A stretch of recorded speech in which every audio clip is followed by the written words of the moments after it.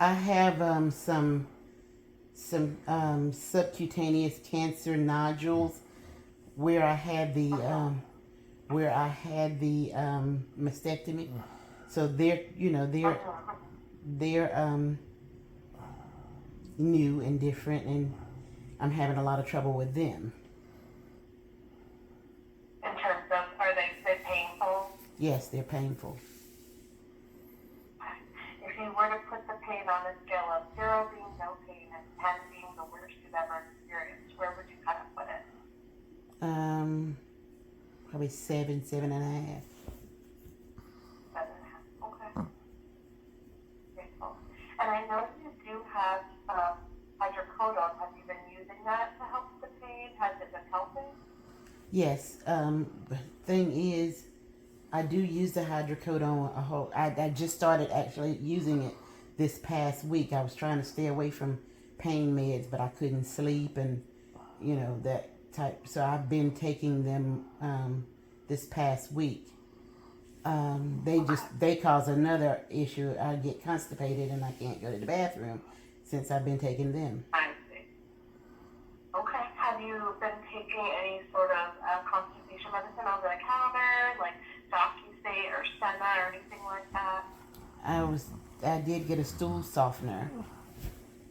Okay. Okay. Has that been helping you? Um, no, not really. Especially church folks, because he knew that church folks. What you can also do is they sell basically these certain laxatives that have stool softeners in them, as well as something to kind of help. Because the softener, what happens really is the medication, the pain medicine, is of course makes the nerves in your bowels not be able to push as much, if that makes sense.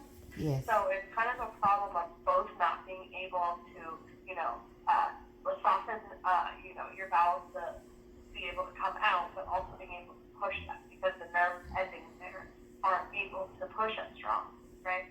So typically what patients will need is both a stool softener and a stimulant laxative, which is basically just going to help soften and push the stool out. So what I would recommend is if you do go to the pharmacy or any of your family members, to recommend looking for something called like Senecot. Silicot. But look at the ingredients, and I can actually spell what they should be looking for if you would like. Okay. So what they're looking for is something called Senna, Senna, as S. well as the stool softener. So it should have both Senna and DocuState, which is Docusate.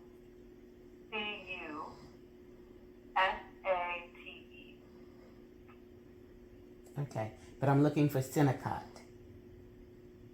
Yes, typically that's one of the brand names, but you don't have to get the brand. You can get the generic. It works just as well.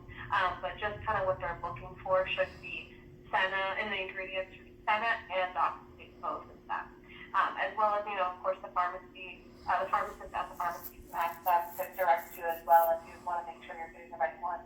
So I know it can be overwhelming with so many options. Okay. But any ingredient basically that has, or any laxative that has both Senna and Oxybate is going to be a good thing for you. Okay. Yeah. I also, in terms of constipation, I always like to check in on how well you're hydrating. Are you getting enough water in a day, or how much water do you normally drink? I'm probably drinking about 32 ounces. I could get more. Okay. Okay. Yeah, I think it's important, especially as you're starting this new medication, to really kind of focus in on your hydration and trying to get closer to that 48 number.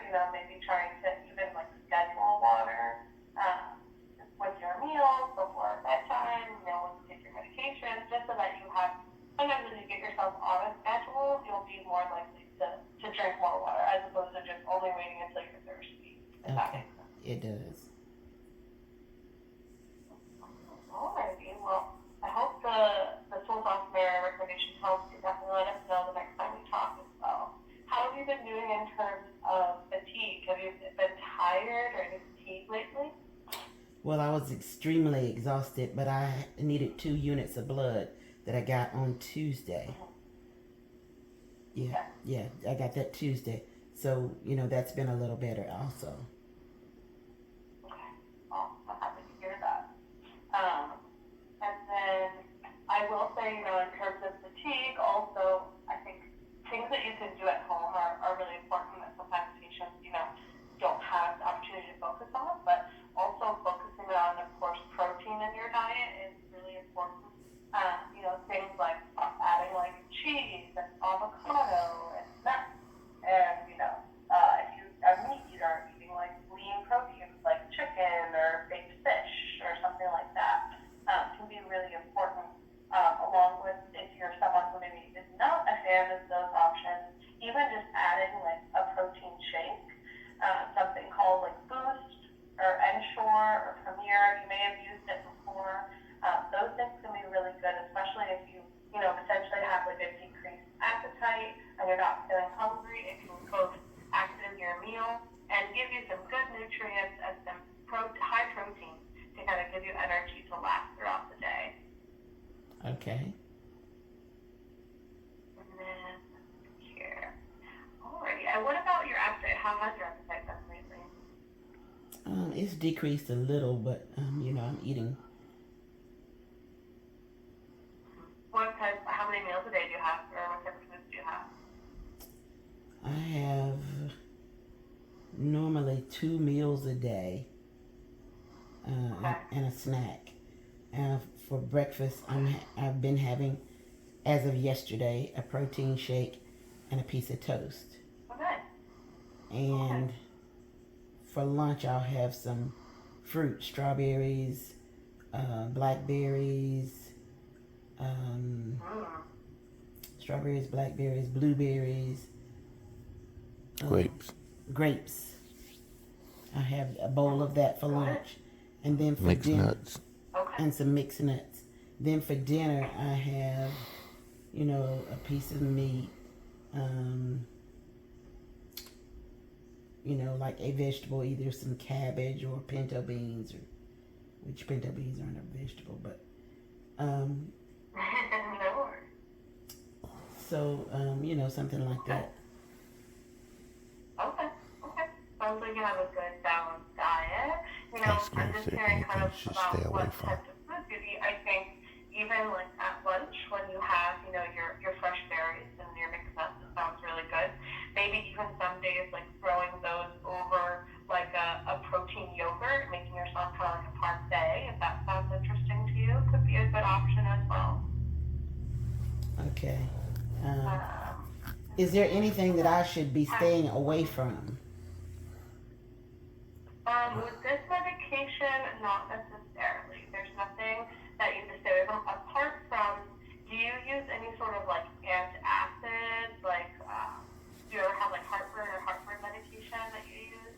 Yeah, every now and again I'll take a Prilosec. Okay. Prilosec isn't as much of an issue. It's more so like Tums or Rolaids, those things. You don't have to avoid them. You know what I mean? Like, it's not something that you can't take. It's just something that you have to keep in mind with regards to the time of when you take your Xeloda. So basically, if you do use any sort of antacid, making sure that you're separating it by at least 2 hours from when you take your Xeloda. Okay. I don't normally take anything over the counter like that, but I'll keep that in mind. Alrighty. And then, let me just ask you 2 last questions before we jump into the drug information. Have you been able to kind of, I know you've been saying you're feeling a little bit more exhausted, but better since the transfusion. Have you been able to kind of do your normal routine the past month or so? Like keep up with, your family activities and your home? No? No, actually.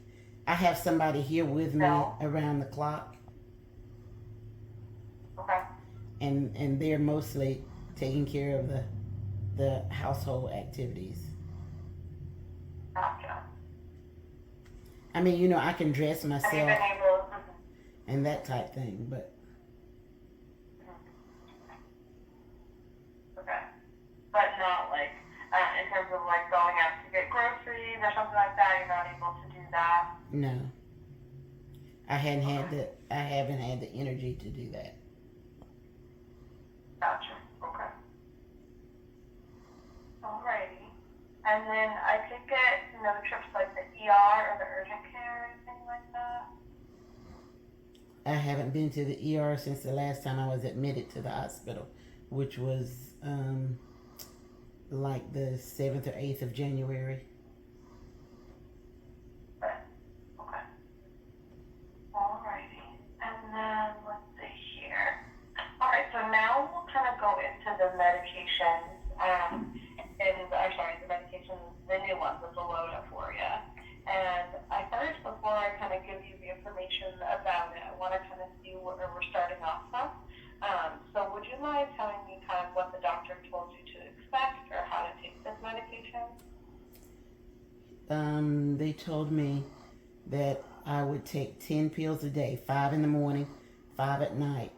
I would do that for a week, and then I'd come off for a week, and then the next week it just rotates.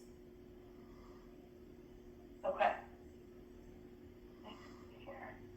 So yes, you are correct in terms of the quantity. 5 tablets in the morning, 5 tablets in the evening. The only thing I need to check here is the cycle. I had a different cycle than you're describing. Give me 1 second. Let me check this here, Michelle. Does she know I'm on? I'm gonna be concerned about if The it causes cycle that I had in my notes was that you were going to be doing 2 weeks off, 2 weeks on and then 1 week off. But you said the doctor had told you to do 1 week on, 1 week off, that cycle. You might want to check with Dr. Corso because, I mean, that's what he actually said, but I don't know if he, you know. Okay, so what I will do is I will double check with him because it looks like there are conflicting notes. In his note, he did write 1 week on, 1 week off, but then it looks like someone on my team was notified by someone else on the staff that it was going to be 2 weeks on, 1 week off. So I will definitely double check on that for you, ma'am, and I will get back to you after this, okay? Okay. Perfect. Alrighty, but you are correct, in terms of the quantity, and spacing it, we do recommend spacing it at least 12 hours apart. So one thing that I will say is, kind of trying to either set an alarm reminder just so that you can make sure you're getting it as close to that 12 hours as possible. And picking a time that works for you. Like if you're somebody who wakes up really early and goes to bed really late, trying to pick, maybe like a 7 a.m., 7 p.m., or 6 a.m., 6 p.m., something like that works with your schedule. You would just, of course, take the tablets completely whole with water. But the most important thing is that this medication is recommended to be taken within 30 minutes after you eat. So this doesn't mean, it can't be taken, a couple minutes after you've had something to eat, but at least, at most 30 minutes after a meal. Okay? Okay. Now, So I would recommend making. I was just going to ask, what are the side effects of the medicine? Is nausea, loss of hair? What are the side effects of this chemo? Yeah, no, we're going to definitely go into that. We can do that now if you prefer.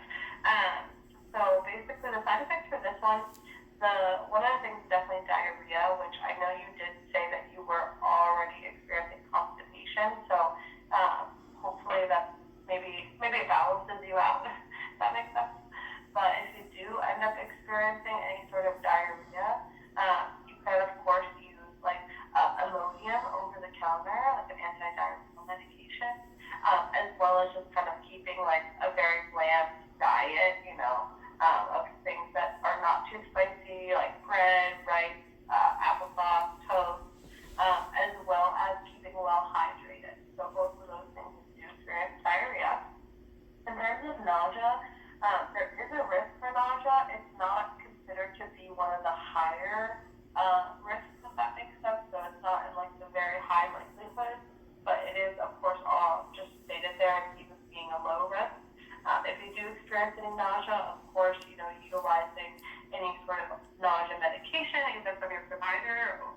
flavors, such as like ginger, or even just like ginger ale, or again, like a bland diet of just kind of crackers, toast, or ginger tea, if you have any at home, would be good for that.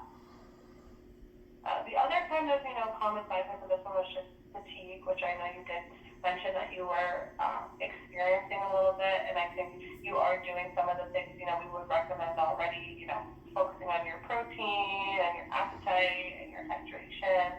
I think just focusing on all those things is going to be really important for you. Okay? Okay.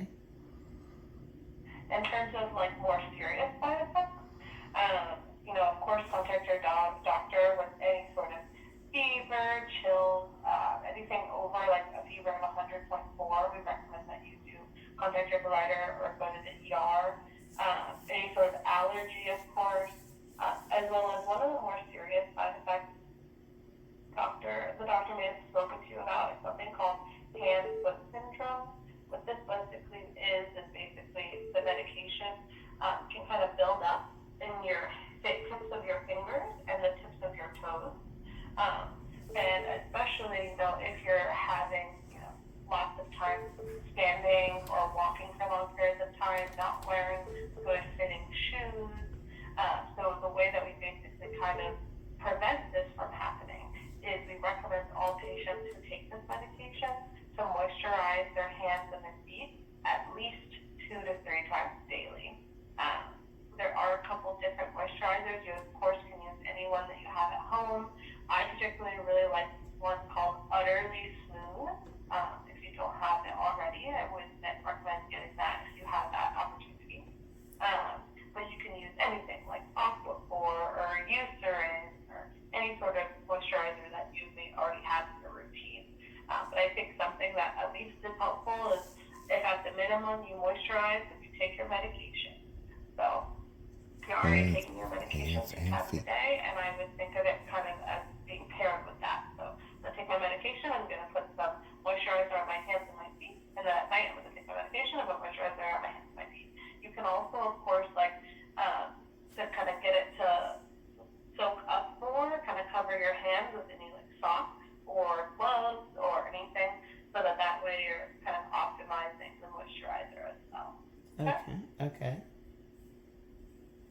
And then, let's see here. In terms of the medication, like in storing it, of course, just making sure that it's at room temperature. You can keep it in a pill box if you need or if you use. I would say, do you have you said you have someone else in your home.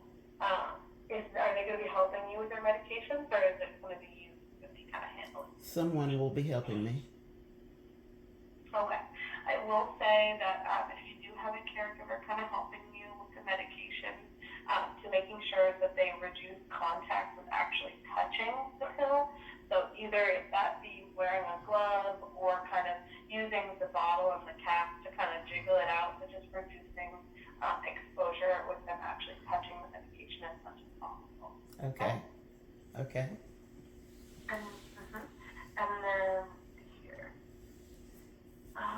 Any questions on any of that side effects or how to take it or anything like that? Turn. What happens if I miss a dose of 5? How should I? Miss Muse, you're beating me to the punch. You're ahead of the game. That was my next thing I was going to mention. So yes, if you do miss a dose, of course, routines and schedules are crazy. So if you do miss a dose, the recommendation is, of course, to take it as soon as possible, unless it's close to your next, medication dose. So let's say you missed your morning dose and you've forgotten and you're busy and you don't remember until like 3 p.m. and it's already closer to the time where you would take your 7 p.m. dose, for example, then you would just skip it and continue with just your 7 p.m. dose. Does that make sense? It does. Thank you. So you're going to want to make sure that you never, take extra if you miss it, or take an extra dose, or two like full doses at one time. Okay, never want to do that. Never want to do that. So you're only ever going to take, of course, 5 tablets at a time, and then you're only ever going to take it either, in the morning or the evening. Okay. Alrighty. And just talk about your other medications. So, do you mind if we go through your list to make sure it's accurate? Okay. Okay. So I have, of course, the new one, that's the Xeloda, otherwise known as capecitabine. And then I also have a potassium. Do you use potassium as well? I take 20 milligrams of potassium in the morning and 20 in the evening. Perfect, perfect. And then what about, I have, of course, the pain meds that we talked about, and I also have lorazepam. I don't take that. No, okay. And then what about famotidine for heartburn? I take Prilosec. I will notate that.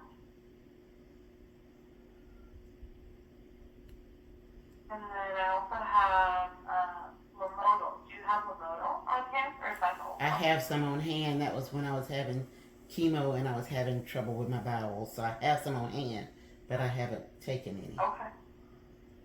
Okay. Okay.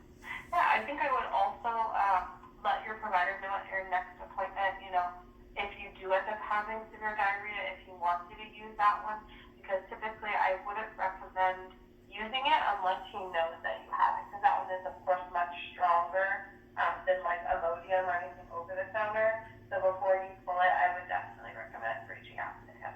Okay? Okay. And then, of course, I have regular Tylenol. And then I have Nivibolol or Bistolic. Do you still use that medication? Right. I take 5 milligrams of Bistolic every evening for blood pressure. Perfect. Yes. Perfect. Okay. Anything I didn't mention that you're taking? I do take melatonin. Okay. 20 milligrams. And that's it. Anything else? No other vitamins? Okay. No, that's everything. Okay. Yeah, and I alternate Tylenol and Motrin. You mentioned the Tylenol, but I alternate it sometimes with 800 milligram Motrin. Okay. I'll note that.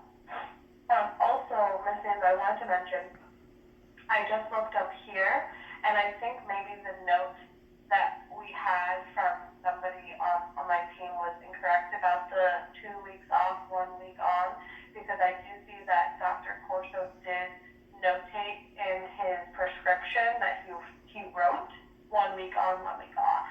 So you can definitely go ahead and continue with that, because now we have 2 notes in 2 different areas that say the 1 week on, 1 week off. Okay? So you don't want to double check with his office just to Oh, no, make sure? I will. I just wanted to let you know that I did find it in another place also. Okay. The 1 week on, 1 week off. But I will double check this one. Okay. Alright. And then let's see here. Make sure she knows. I think that's pretty much everything. The last one I just wanted to kind of check in with you was in regards to, anytime we have a patient who takes a new medication, if they have any concerns. I did see that this one was a little bit higher of a copay for you. Do you have any issues affording that copay, or is that okay for you currently?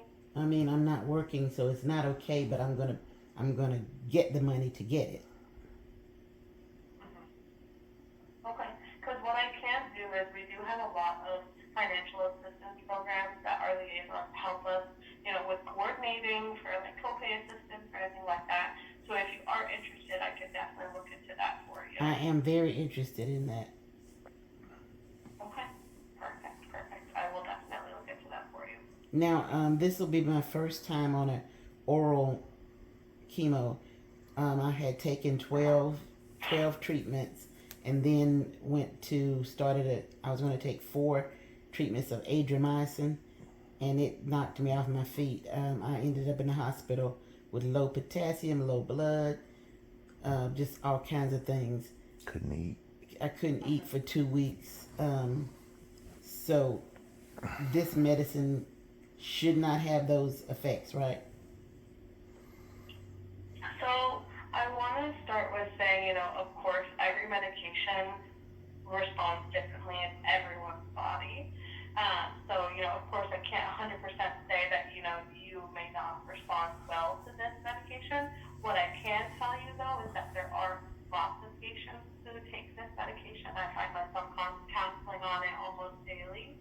is a common medication that most patients do, I think, well on.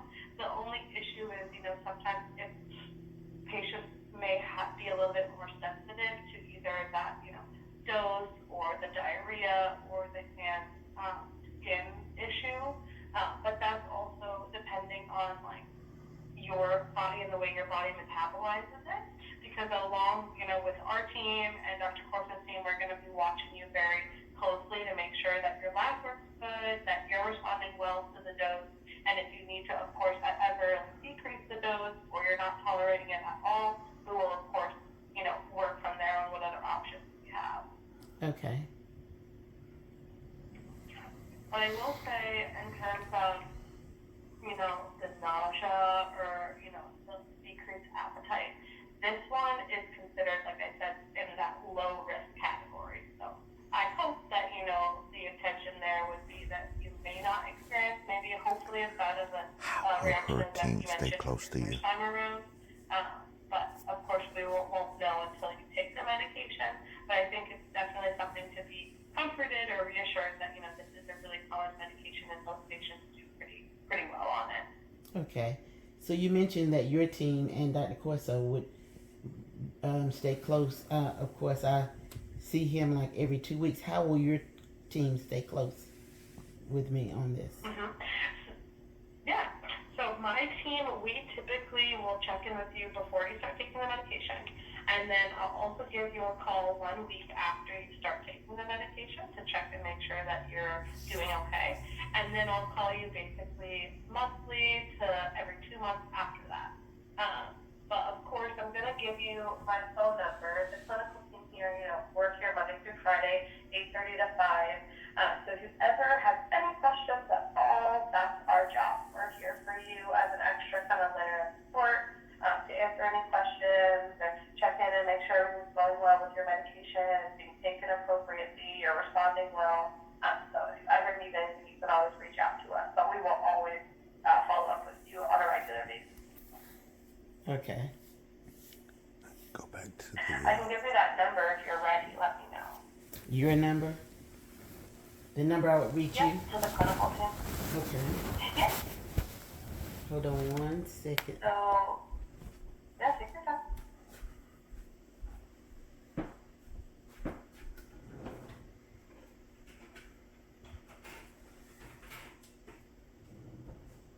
Okay, I'm ready. Okay, perfect. So it's 1-833, and then it repeats again, 833. Okay. 1633. 1633. And I'm sorry, your name again is? Yeah, my name is Hannah. If you ever need anything, I'm happy to help you. But anyone on our team here is able to, of course, answer any questions about your medications or anything at all that you need. Okay, thank you, Hannah. Of course, I'm happy to help you, Miss Hannah. Anything that I can go over again for you or any other questions you have? We're gonna get the first dose of 14 today, and we're gonna pay $234. How long might some of the financial assistance process Okay. take? Yeah, my brother's here, so we're getting the first dose of 14 days today for $234. They got it down, the copay down from $1,900 to $234. How long might it take for the to see about financial assistance? Yep, so right after this call, I'm going to send a message to the team that handles kind of the copays and copay assistance programs, and they'll probably start working on it, right away. I don't know a timeline of how long it necessarily takes, but they will reach out to you probably at this number with any updates and kind of any additional questions or information they might need from you. Typically, the way I've seen it is they'll apply to different sort of grants and stuff like that, so they may need some like income information or proof of housing or something like that. So they'll definitely reach out to you with anything that they kind of come with that to assist you. Okay. Yeah, I don't know if you're familiar with Audrey Belcher, who is the pharmacist. Yep. Or she's kind of helping at that in that same area also. Yep, Audrey is actually exactly who I was going to reach out to. So Oh, okay. she's on the same team as us, but she'll reach out to you also monthly to coordinate kind of your refills and your deliveries and everything like that. But she's connected to the team who does the kind of insurance side and the payment side. So right after this, I'll reach out to her and kind of ask her that you are interested in that and kind of see what our options are for that. Okay. Thank you so much. I do see here at least, I can see that yesterday, I think they may have started looking into that for you. So I will definitely get an update from her and have her reach out to you as well. If you need some doses to be couriered to you. Now, I had also, if you'll ask her about this also, you know, I'm in Union, which is about 45 minutes away from Regional.